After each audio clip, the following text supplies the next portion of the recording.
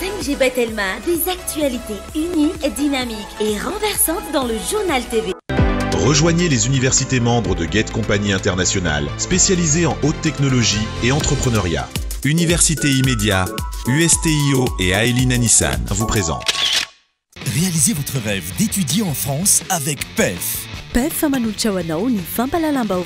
Car votre projet d'études en France commence chez nous. 5 filières au choix, paramédicaux, droit, gestion et management, commerce. Uprime Manuchawanao ni Vavao. Investissez dans une valeur sûre. Choisissez Uprime.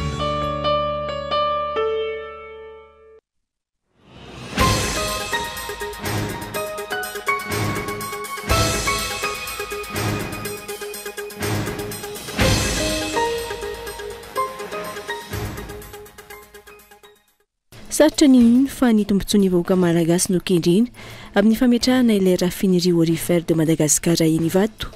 Ny vahoaka izay miaina anaty fagnatrana lalina tanteraka amin'izao fotoana, saingy tsy misy vahaolana rotsiny ny fitondram-panjakana.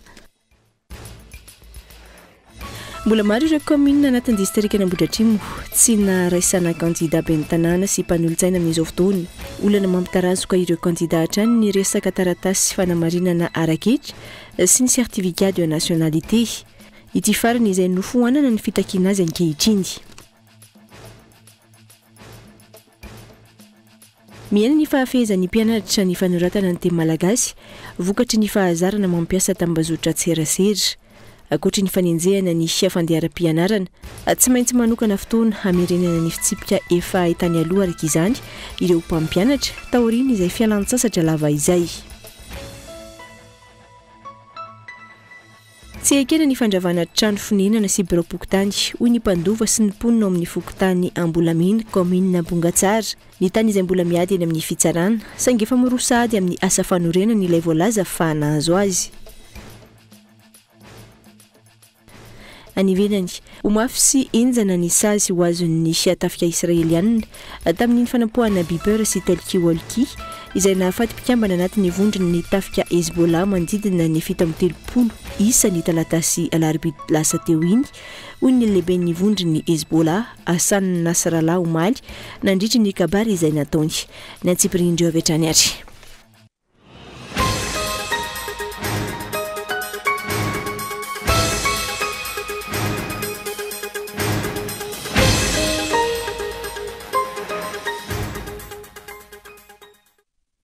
Manatra ny ary abatomboka lasy tomboka vavy tonga soa indray eto amin'ny fampalalambavao amin'ny tsy alin'ny zoma faharoapolo ny volana septambra taona 2024 ity aterina ny arahaba ary manasana ampanajana anjo izany. Matoan-datsoratra avy hatrany dia sarotra ny ino fa tombontsoa ny vahoaka malagasy no kendrena amin'ny fametrahana ilay raffinerie aurifère de Madagascar eny Ivato. Ny vahoaka izay miaina anaty fahantrana lalina tanteraka amin'izao fotoana, saingy tsy misy vahaolana arosany mpitondra fanjakana. Matoan-datsoratra Gaëtan Andriatsilafo. Saika ny resaka manodidina ny fifidianana avokoa ankehitriny no mahasarika sy manintona ny sain'ny be sy ny maro. Ambadika izay nefa mitombo ary mihamafy hatrany ny fahoriana iainan'ny mponina amin'ny fiainana andavanandro. Miakatra ny vidim-piainana, mitombo ary mahazo vahana ny tsy fandriampahalemana, mitombo ary efa lasa andavanandrom-piainan'ny mponina ny fahatapahan-jiro sy ny fahatapahan-drano, indrindra ny eto Antananarivo renivohitra. Amam-bolana maro, aman-taonany mihitsy aza ny mpanjifan'ny jirama no tsy misitraka rano fisotro madio amin'ny faritra maro eto Antananarivo renivohitra sy ny manodidina. Efa tsy migrevy na mitaka ny zony intsony ny mpanjifa satria na ihetsika miaramila mirongo basy sy fitaovam-piadiana no tonga fa tsy misy vahaolana. Vao maika aza, arakaraka ny takiana ny vao maika mahatabaka ny rano sy ny mahatabaka ny jiro.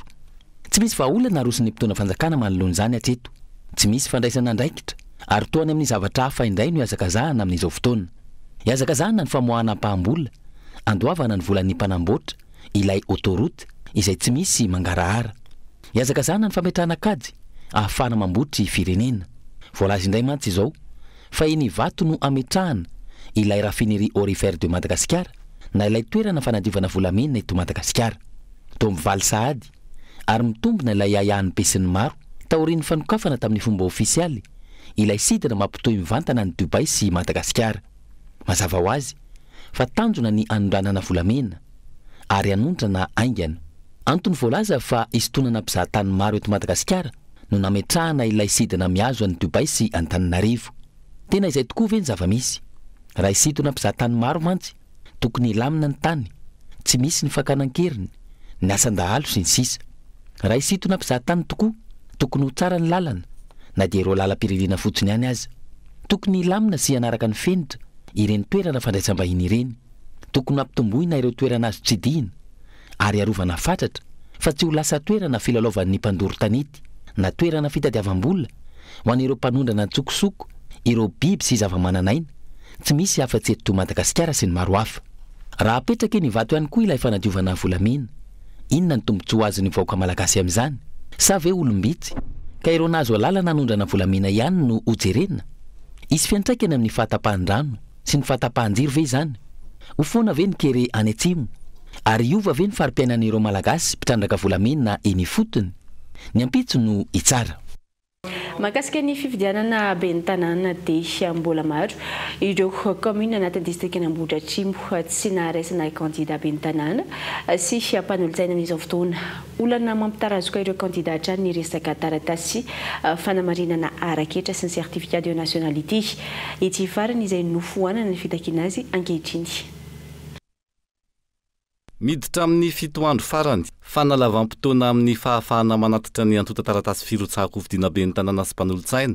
Mbola vitsy ny candidat nanatitra ny antota taratasy teny anivon'ireo ovaika isaky ny distrikt ho an'ny distrikty Ambohidratrimo, kilometatra vitsy miala ny renivohitra izay ahitana kaominina 420. Maro amin'ireo kaominina no tsy naharaisana candidat. Eto anivon'ny distrikty Ambohidratrimo, eto amin'ny ovaika Ambohidratrimo zany dia raika amin'ny 30 izay ny candidat nanatitra ny antota taratasy firotsahako fidiana. Mbola misy tsy nanatitra mihitsy, ohatra ny commune Ambatolampy, Talatamaty, Iarnarivo, mbola maromaro kely ihany misy tsy nanatitra, Mananjara, maromaro. Mitovy amin'ny tamin'ny efa-taona lasa ihany, ohatra zao ihany, mitsitaitaika fa rehefa faraparany amin'izay dia miazakazaka daholo. Araka ny tatitra trany, ny momba ny certificat de nationalité sy ny taratasy fanamarinana araketra no mampitaraina ireo candidat. Antota taratasy izay nanaovan'ireo candidat ben'ny tanàna sy mpanolo-tsaina Antsoavo, hisian'ny fifampiresahana sy ny fampitovianjony rehetra ampirindrana ny zotram-pifidianana eto amin'ny firenena. Ny afatra avy aty aminay ngamba dia tsy vita amin'ny fampiresahana, dia aoka mba hifampiresaka daholo ny olona tsirairay avy fa sarotra be raha amin'izao fotoana izao no isy krizy indray, dia mba angatahana zany ho an'ireo mpiara-miasa ao ambony ao mba hifandamina, hifandrindra, satria izay no antoka hampandrosoana an'ity Madagasikara ity. Fampandrosoana Madagasikara moa ny tanjona dia angatahana mba tsisy hoe sasany akolafy hafa dia ny sasany akolafy hafa, fa alao mba samy miara hirotsaka daholo ny rehetrarehetra dia milamina ny fifidianana dia mba tsisy korotana intsony eto Madagasikara. Fanapahan-kevitra noraisina tao anatin'ny filan-kevitry ny gouvernement Omaly ny fikitihana ny listry ny antota taratasy filatsahako fidiana ben'ny tanàna sy mpanolo-tsaina, ka izao nanafoanana ny fitakinan'ny certificat de nationalité izao. Araka izay fanatsidika izay dia araka ny didim-panjakana no raisin'ny gouvernement malagasy foana manomboka izao ny fitakiana ny certificat de nationalité ho an'ireo mikarakara antota taratasy ka maniry latsaka ho fidiana amin'ny ben'ny tanàna sy mpanolo-tsaina. Andrasany ihany koa ankilan'izay ny fanapa-kevitry ny gouvernement mikasika ilay 211 bis. Noho ny fasarotana iainan'ireo maniry ilatsaka ho fidiana ben'ny tanàna sy mpanolo-tsain'ny commune, namoaka didim-panjakana indray ny gouvernement malagasy ka nilaza fa foana tsy ho isan'ireo antota taratasy filatsahako ho fidiana ny fanamarinana ny fizakana zo-pirenena malagasy na ny certificat de nationalité, tsy miova kosa ireo signa taratasy hafa rehetra. Ka io didim-panjakana io dia manamarika zany ny fanafoanana ilay taratasy fanamarinana maha olom-pirenena na ny certificat de nationalité izay alaina eny anivon'ny fitsarana. Verina amin'ilay voalaza tamin'ny lalàna teo aloha tany amin'ny taona 2014 zany ity fepetra momban'ny antota taratasy ity tsy misy an'io fanamarinana maha olom-pirenena na certificat de nationalité ity. Nilaza ihany koa ny CENI fa araky ny 240 ao anatin'ny lalàna feno tontolon'ny fifidianana, manana zo anatona ny fitsarana ireo olom-pirenena tsy tafiditra ao anaty listy mpifidianana. Hahafahan'izy ireo mahazo didy antsoina hoe ordonnance ka mandidiny seny ampiditra ao anatin'ny listy mpifidy ny anaran'izy ireny mba hahazony ilay fanamarinana fatafiditra ho isan'ny mpifidy ao anaty listra ireny olona manam-pikasany hifanenana amin'ity fifidianana ity. Tsy ireo maniry ilatsaka hovidinam-peny tanàna sy mpanolotsaina ihany, azony olon-tsotra atao ihany koa ny manatona ny fitsarana ka ho afaka misitraka ny zony andray anjara amin'ny fifidianana. Tsy ny certificat de nationalité ihany tsy ivona no tena mampitaraina ireo mpikarakara ny antota taratasiny, fa eo indrindra ihany koa ilay resaka 211 bis izay andrasana fanapahan-kevitra avy amin'ny mpitondra fanjakana. Mifandraika amin'izay dia André Matora Kotonana Rindranto, mpikambana UPAR na Union des Pro Andry Rajoelina sy Ratsietson Jean-Jacques filohan'ny FMI Malagasy na ny fahefa-mividy no ilain'ny Malagasy indray no vai nifandarana ankitsi-po eto amin'ny fahitalavitra akolo ao aorian'izao fampalalam-baovao izao hifantoka betsaka amin'ny fifidianana ben'ny tanàna sy mpanolotsaina sy ny raharaham-pirenena ankapobeny ny adihevitra androany fandarana izay anasananao rehefa avy eo fa anoizantsika ny fampalalam-baovao aloha dia mihena ny fahafezan'ny mpianatra ny fanoratana teny malagasy vokatry ny fahazarana mampiasa tambazotra tserasera ankoatra ny fanenjehana ny fandehanam-pianarana tsy maintsy manokana fotoana hamerenana ny fitsipika efa hitany aloha araka izany ireo mpampianatra tao aoriana izay fialan-tsasatra lava izay onona saina fotom-pisainana malagasy ny hoe voaina ny farangososona fanay no olona ny hitako hoe mahasarosarotra n'le resaka fanoratana amin'ny teny malagasy manao lasa zatra n'le fanoratana any anaty SMS dia mandisy foana rehefa manao dikateny le mpampianatra ny amin'ny lasa zatra n'le amin'ny ao anaty SMS le amin'ny fanafoezana fa tsy lavatsony ohatra hoe ny tsy mpanovizana dia indray tsy tafakambana nefa tsy tokony kambana ohatran'izay dia ohatra hoe ny samy hafa zao dia afangariko foana matetika le izy hoe samy hafa mikambana samy hafa misaraka dia tsy dia voafehako loatra le izy samy hafa mikambana izy raha ohatra ka hoe isan-karazany samy hafa misaraka izy raha hoe zavatra samy hafa tsy mitovy mihitsy. Raha ampitaina tamin'ny mbola tsy nalaza ny tambazora tserasera sy ny fanoratana tamin'ny SMS, hita fa mena ny fahaizan'ny mpianatra manoratra sy miteny malagasy hoy ny faneho-kevitra ireo mpampianatra ity taranja ity. Tsy voafa indreo ankizy sy tanora ny fanoratana, fa maro amin'ny fiteny ihany koa no deso. Ie, hita io any anatina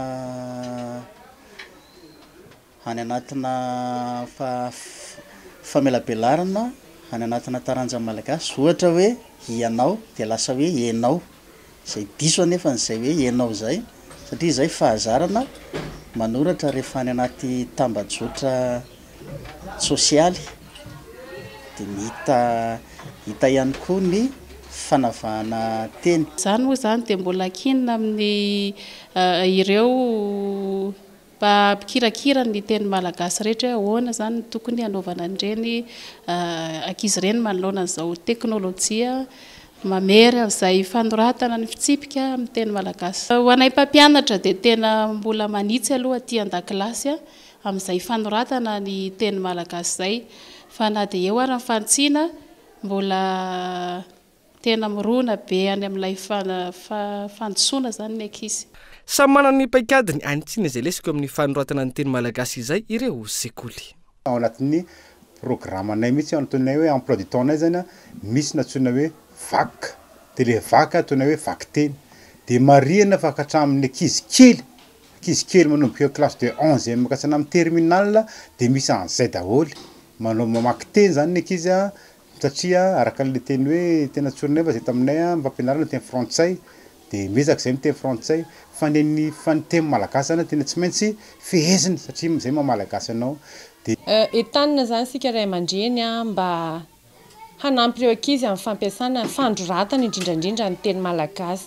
Raha eo amin'ny samy mpianakavy fotsiny no afaka manoratra ny afatra tsotsotra amin'ny teny malagasy ofisialy ara-dalàna ny ankizy dia fa zava-dehibe zay satria lasa mila manova tsikelikely isika ary mitantana mifameno amin'ny aty an-dakilasy ndray aman-dreny amin'izay zavatra izay. Izany hoe tsy reraka tsy sasatra fa isaky ny misy zavatra tsy mety ao anatin'ny SMS matetika ataon'ny ankizy dia ampian'izy ireo ahitsy isak'izay misy teny diso soratan'izy ireo. Tsy tokony ankinina amin'ny any an-tsekoly ihany ny fampianarana fa ilaina ny fiaramentana raha ny fanazavana. Manao ny sekoly, mandray ny andraiky ny ray aman-dreny, maka ny tandrify azy ireo mpianatra arak'ilay teny filamatra, andrianiko ny teniko, ny an'ny afako veziko. Sakana goavana tsy ahafahan'ireo injiniera malagasy misehatra amin'ny asa vaventy sy ny ataotra ny eto Madagasikara amin'izao fotoana izao ny tsy fampy ny fitaovana raitra sy manaraka ny toetrandro. Manana ny fahaiza-manao sy ny traikefa ireo tanora amin'ity sehatra asa ity, sanginina tsy niavana ka ireo vahiny hatrany no mahazo tombon-dany amin'izany. Hoy ny teo anivo ny fiavama na ny fikambanany injiniera ny asa vaventy malagasy Androany Christian Dimby. Mahery ny 2 arivo isan-kehitriny ireo injiniera malagasy matianina eo amin'ny sehatra ny asa vaventy sy ny tao-trano eto Madagasikara amin'izao fotoana izao. Vitsy io isy io raha oharina amin'ny fotodrafitrasa izay mila fanamboarana eto amintsika. Hoy ny teo anivo ny fiavama na ny fikambanany injiniera ny asa vaventy malagasy Androany. Na eo aza ny fahaizan'ireo tanora malagasy misehatra amin'ity sehatra asa ity, mbola sakana tsy ahafahana miroso ny tsy fananana ireo fitaovana manara-penitra sy moderna. Hany ka ireo vahiny hatrany no mahazo tombon-dany amin'izany. Misy ireo teknôlôjia izay mbola somary tarakely isika. Tsy ambaka inefa ny ingénieur ato anatin'ny fiavama satria araka ny averiko mandrakariva misy amin'ireo dia miasa nianatra avy any ivelany. Ekena fa misy ny expertise izay tsy ananantsika, ilana expert zany nefa rahantsika malala fa firy amin'ireo ingénieur malagasy moa no miondrina makany Afrika. Misy ny miasa any amin'ireo bailleur de fonds ireo ko dia averiko mandrakariva matokisitsika ny ingénieur malagasy. Na eo ny olana ny ingénieur dia tsy natao ametraka olana fa natao mpamaha olana. Hatreto manodidina ny 200 isa ireo injiniera matianina izay mivondrona ao anatin'ny fiavama raha ny fanazavana hatrany. Tanjona hatrany ny ampifondronana ireo injiniera malagasy ao anatin'izao fankalazana ny fahavalambitelopolo taona ny joroa ny fikambanana izao. Lafima vao hafa dia tsy ekena ny fandravana trano fonenana sy birapokontany. Hoy ny mpandova sy ny mponina amin'ny fokontany Ambolamena commune Bongatsara. Ny tany izay mbola miady eny amin'ny fitsarana saingy efa mirosady amin'ny asa fanorenana ilay voalaza fa nahazo azy. Tsy ekena ny fandrotanana trano manodidina ny 30 tafo sy ny birapokontany. Hoy ireo mpandova ny tany sy ny mponina amin'ny fokontany Ambolamena Bongatsara. Raha ny tantara, tany manana mpandova roa izy io, izay efa voazara samy manana ny azy. Efa natao ny fifanarahana tany aloha, nanaiky ny tompo-tany ka nametrahana birapokontany ny toerana. Taty aoriana, nisy nivarotra ny tany. Arodana io birapokontany io ankehitriny, miaraka amin'ireo trano marobe ka tsy eken'ny mpandova sy ny fokon'olona ao an-toerana. Dia aty aoriana nefa rehefa mipetrahan'ny fotodrafitrasa mpanjakana izy io dia zana fa ho arodana ary ho afindra ka ny fokontany ny mponina rehetra eto amin'ny fokontany Ambolamena zany izay mahakasika amin'ny fokontany io dia tsy manaiky ny amindranana na nandrodanana amin'ny fotodrafitrasa mpanjakana. Efa miroso amin'ny fanorenana fotodrafitrasa ilay voalaza fa nahazo ny tany ka androdana ity birapokontany eto Ambolamena ity. Misy tsy mazavy zany hoe ny mponina satria tsy misy permis ny asa fanorenana. Ny tany mbola miady eny amin'ny fitsarana ary tsy han'olon-tokana ihany koa io tany io. Manana atokisana izy matoa samy mivarotra satria le tany tsy anazy rery fa mbola mizara anankiroa ary dia misy tompony ara-dalàna tsara mihitsy kanefany dia sany mivarotra tamin'le olona ary le olona mividy koa zany karazany olona voafitaka ihany koa tsy mahafantatra n'izay tena marina hoe inona marina na ny taratasy eo ampelantanany io olona izay mividy ny tany io. Ary mety tsy nampiseho taratasy ara-dalàna koa le olona mivarotra. Ankehitriny nefany dia rahana malala fa zao mifotodrafitrasa fa efa trany amin'ny arabe zao efa feno béton. Efa béton mihitsy zany mikasika ny arabe amin'izao fotoana zao efa feno maillot eto feno fasika feno fotodrafitrasa maro efa manangana eto ry zareo ka tsy fantatra marina hoe tena efa ao ampelantanana ve ny permis afahany manangana n'izao fotodrafitrasa fa andravana amin'ny fokontany misy an'izao topo. Fanontaniana maro no mipetraka manoloan'ity tranga eto an-toerana ity. Raha tsy laza afa-tsy ny ao anivon'ny commune. Ny be ny tanàna amin'izao fotoana ny nanome lalana anangana ity birapokontany ity tany aloha. Dia mbola io be ny tanàna io ihany koa ve no nanome lalana androdana io birapokontany io. dia zay zany a manaitra ny tompona ndraiky mpanjakana rehetrarehetra ny tenako amin'ny mahasolombava-bahoaka jereo reny vahoaka e aza ampijaliana ny vahoaka efa mahantra trano fonenany efa amapolo taonany maro ny teto ry zareo reo mipetraka araka nitako tany keo foto-drafitrasa dia aizahana angotana fotsiny a satria tonga ny manam-bola tonga ny mahitahita dia tsy aikehtsika izany vao tsy aikehtsika izany efa hijery a hijery zay fomba rehetrarehetratsika sady eny koa teo a fa mbola misy rarahany amin'ny tribonaly entre an'le zareo samy fianakaviana dia mba miandry aloha zany hoe ahoana ny valiny rehetrarehetra fa tsy tonga dia manongotrongotra olona fotsiny ohatr'izao a na iza manam-bola na iza manam-pahefana. Mbola tsy nahazoana valiteniny ao anivon'ny commune mikasika ity fandrotanana Irosoana ity. Ireo mponina sy ny mpandovan'ny tany izay manamafy fa tsy anaika hatramin'ny farany ny fitohizan'ny asa fanorenana kasaina atao andrasana ny mety hotohiny. Efa tonga eto Madagasikara i Frangolisha sy ireo délégation miaraka aminy tanteraka ny fampisehoana goavana etsy amin'ny Palais des Sports Mahamasina ny alady izao vonona ny fikarakarana ary hanome tsara indrindra ihany koa ireo mpanakanto malagasy hanotrina azy amin'ny izany hetsika izany toa ny chaîne. Faut se lever tôt pour m'avoir font le haut niveau. Ma chérie, j'aime pas les blèmes pro. Ihany koa mivantana ny zahiran'ny Frangolisy zay ny malagasy ny alahady avy zao etsy amin'ny lapany kolontsaina sy ny fanatanjahantena Mahamasina mandritra ny fampisehoana ho tanterahiny Frangolisy sy Chaîne.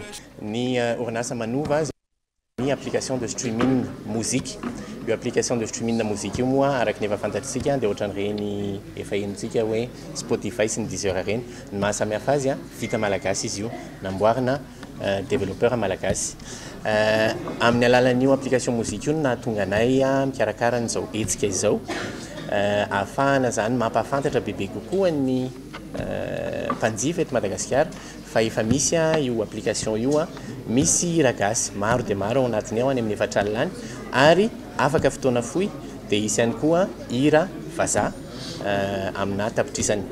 Ny Universal Music no miara-miasa aminay amin'io catalogue international io ka nohon'izay lancement ny catalogue international izay nahatonga anay mikarakara nyity hetsika izay ho atao amin'ny alahady faharoa amby roapolo ny volana septembre ao amin'ny Palais des Sports izay iarahana amin'ny mpanakanto fantadaza malagasy sy vahiny izay hitanareo miaraka aminay eto androany Chaîne sy Frangolisy.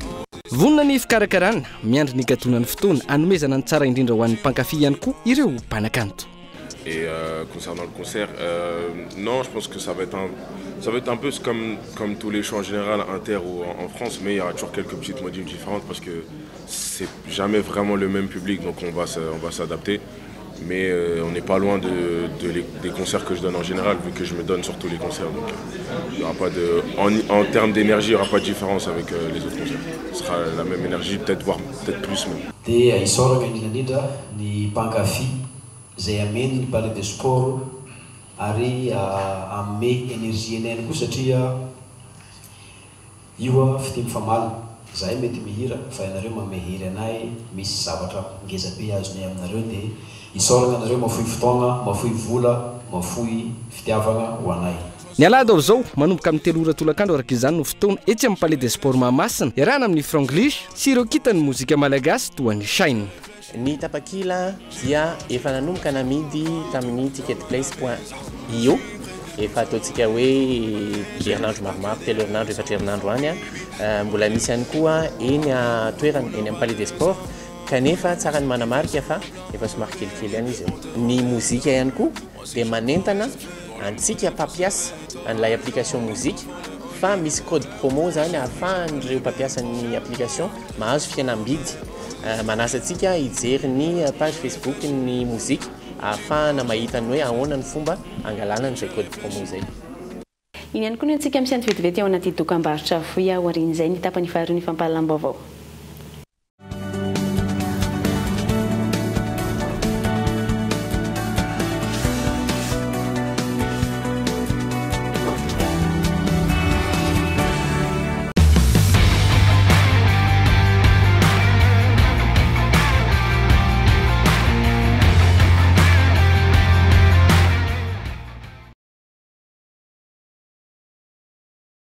Vavao be ao amin'ny Telma, smartphone raitra dia raitra Samsung A04e sy A15 5G izay afaka lohanao tsikelikely mandritry ny 12 volana sy izany ihany fa mbola mahazo bonus 40 mégap zao ianao miaraka amin'ny zara cadeau ary indrao ny toe-bolanao manomboka amin'ny 2 ariary sy 13 ariary isan'andro indray zao tonga vahaingana eny amin'ny Telma Shop.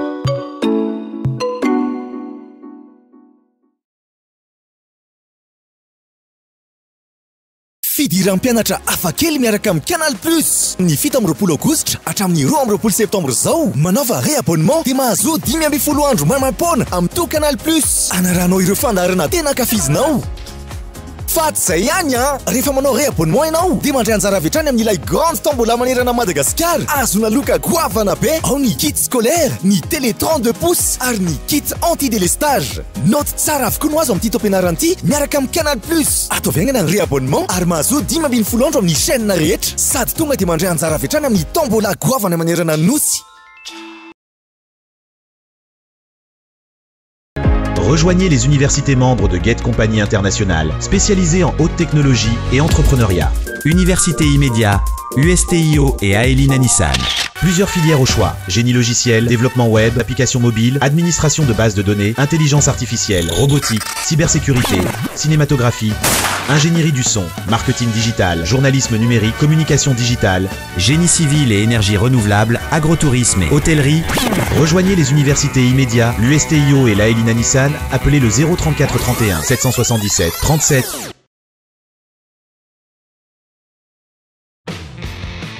PEF, parcours études en France. Réalisez votre rêve d'étudier en France avec PEF. Après le bac, optez pour l'option 2+1, 2 ans à Madagascar et 1 an en France pour obtenir votre bachelor. Vous avez la licence? Optez pour l'option 1+1, 1 an à Madagascar et 1 an en France pour décrocher votre master. Plusieurs filières et spécialités dans 2 prestigieuses écoles en France. Parcours études en France, Cap 3000 Anjar. Contact 038 45 085 85 020 85 085 85. Financez vos études avec le crédit PAC étudiant de la BNI Madagascar. Car votre projet d'études en France commence chez nous.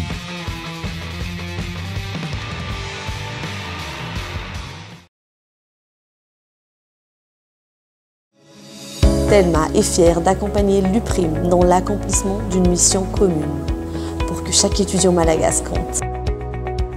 Baobab Banque Madagascar et l'université UPRIM forment un partenariat solide depuis 9 ans. Ensemble, libérons le potentiel de l'UPRIM. UPRIM a été l'un des pionniers du système éducatif à avoir été convaincu de la solution Mvoul. Nous nous engageons à maintenir cette collaboration fructueuse et à façonner ensemble un avenir éducatif brillant et sans limite. Tananamano Madagascar et UPRIM, main dans la main pour l'éducation de nos jeunes paramédicaux à Madagascar. Ensemble, rallumons la flamme de l'éducation à Madagascar. Vous aussi, décidez d'avancer aux côtés des grands. Rejoignez UPRIM. 5 filières au choix: paramédicaux, droit, gestion et management, commerce et marketing, communication. Investissez dans une valeur sûre. Choisissez UPRIM.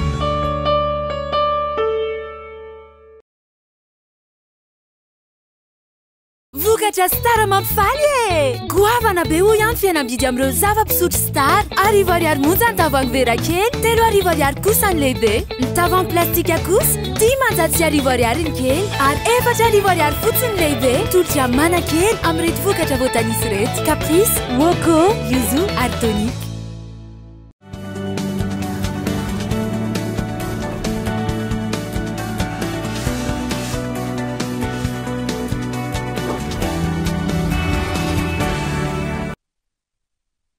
Indray atao anatin'ny tapany faharoa ny fampalalambo avao anoisantsika izay avy hatrany dia tombosoa tsara ny ekipa na ny fanadiovana valamena atao amin'ny doany Bezavo izay natrehana mpanjaka ben'ny Marambitsy sy ampanjaka ny doany Bezavo ary ireo ambulany izay amblahy izay natao ny fiandohany ny volana septambra teo. Anjarobery Kolomajanga.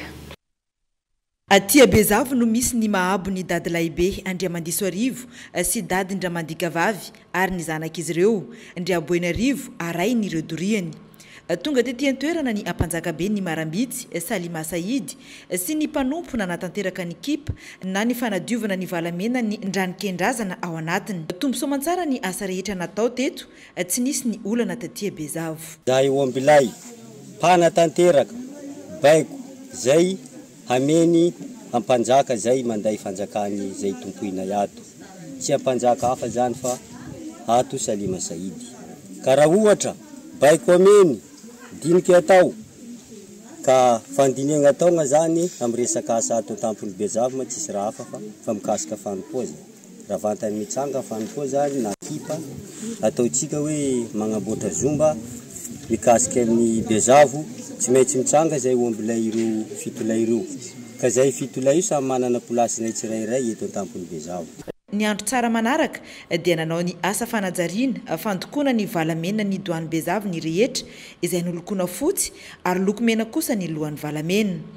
Asa dingana voalohany nataony ampanjakabe ny Marambitsy io ka manainga ny rehetra ny ampanjaka ny amin'ny fiaramiasa sy ny fiaramentana ary ny saotra ihany koa ny rehetra ity farany fa manana mpanompo, manana saha ary manana jaona orina ny ampanjaka. Tafiditra ao anatin'ny fandaharam-potoan'ny ampanjaka Salima Saidy ihany koa ny fanarenana ny zomba misa 7 ao Douane Bezavo izay hita fa efa miasimba tanteraka. Ny soma ny rehetra teto fa tombo soamantsara ny fanompoa tamin'ny alalan'ny tsy mandrimandry.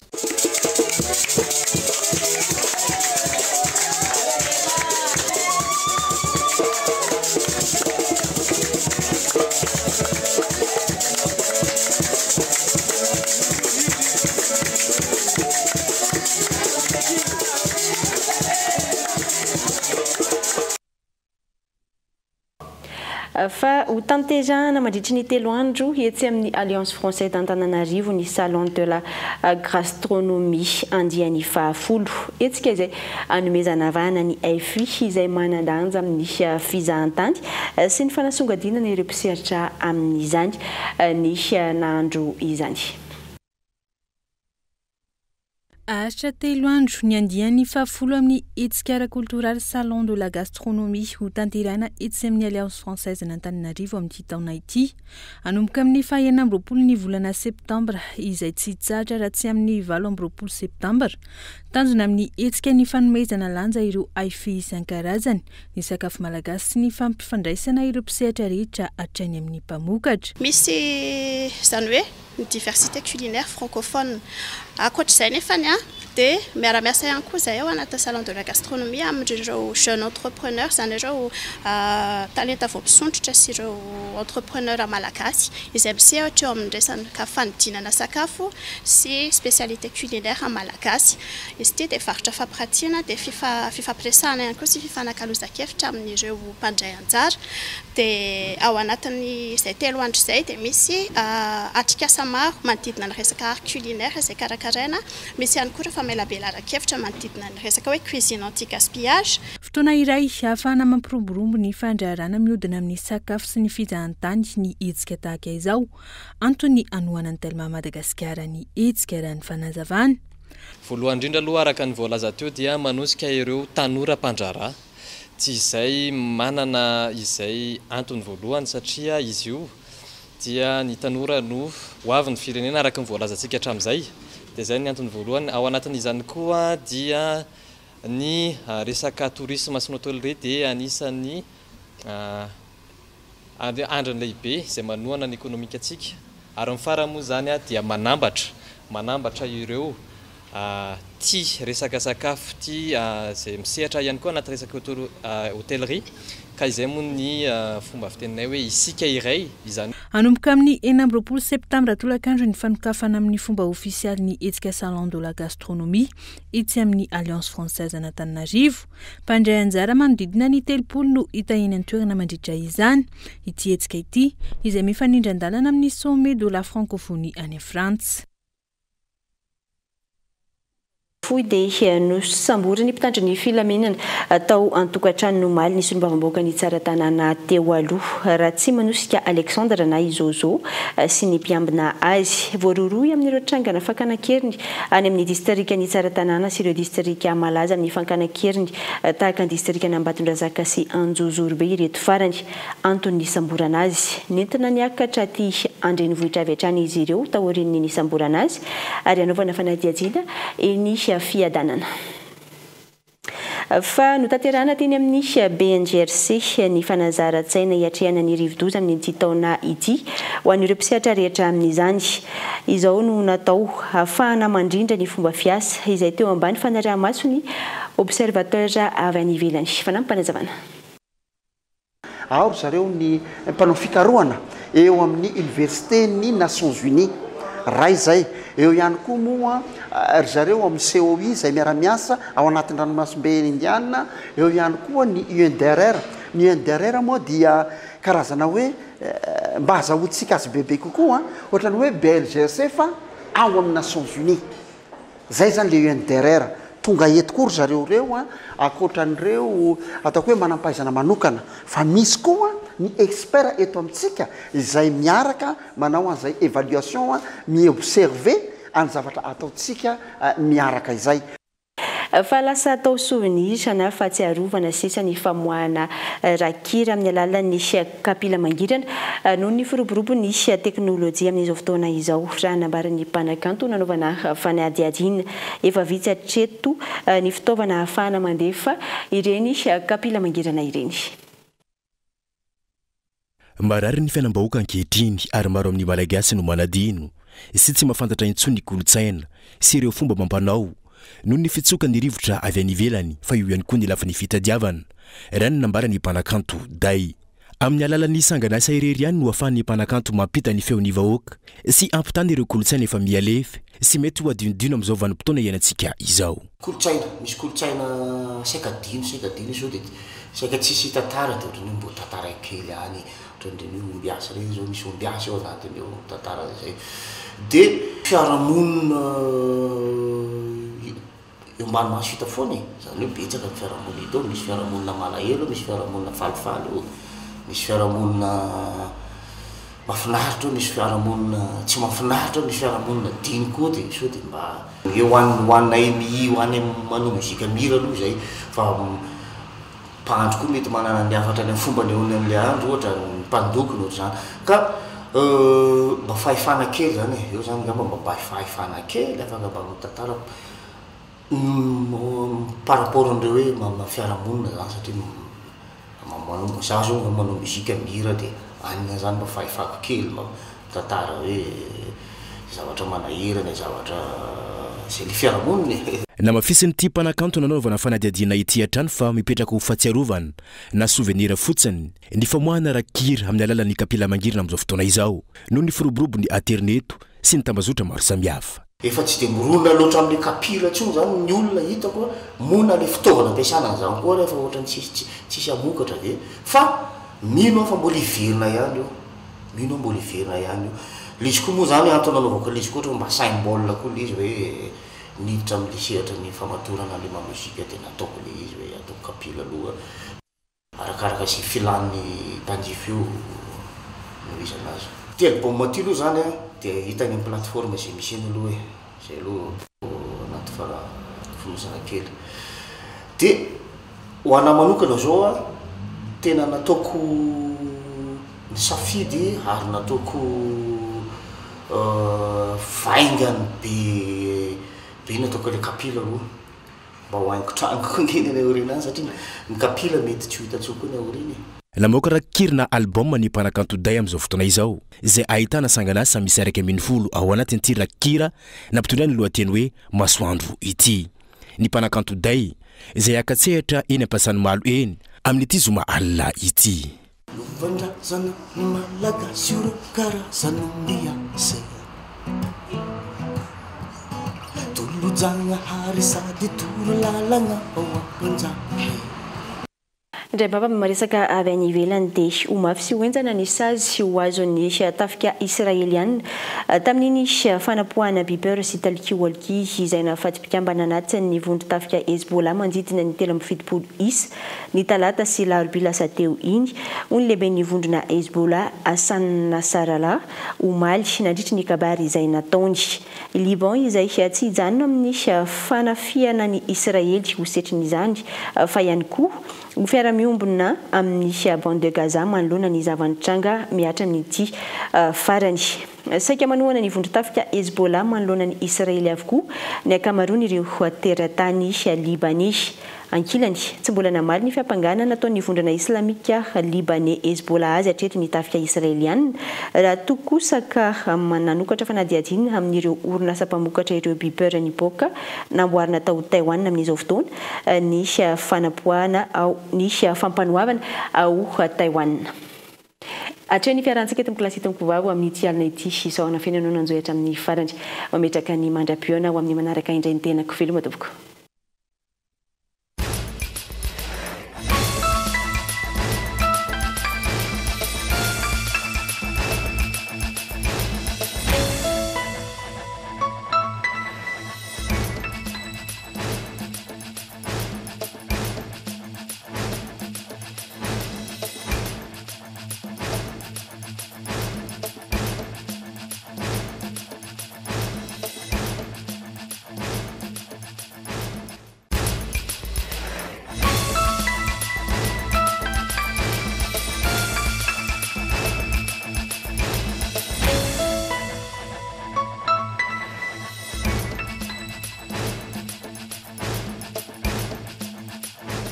Université PEF, parcours études et formations. Ny fampalalam-baovao narahinao teo niaraka tamin'ny UPEF. Université PEF, l'excellence à portée de main. 5 filières au choix, paramédicaux, droit, gestion et management. UPRIM nanolotra ho anao teo ny fampalalam-baovao. Investissez dans une valeur sûre. Choisissez UPRIM. Rejoignez les universités membres de Get Compagnie Internationale, spécialisées en haute technologie et entrepreneuriat. Université Immédiat, USTIO et Aeline Anissan vous a présenté. 5G Batelma, des actualités unies, dynamiques et renversantes dans le journal TV.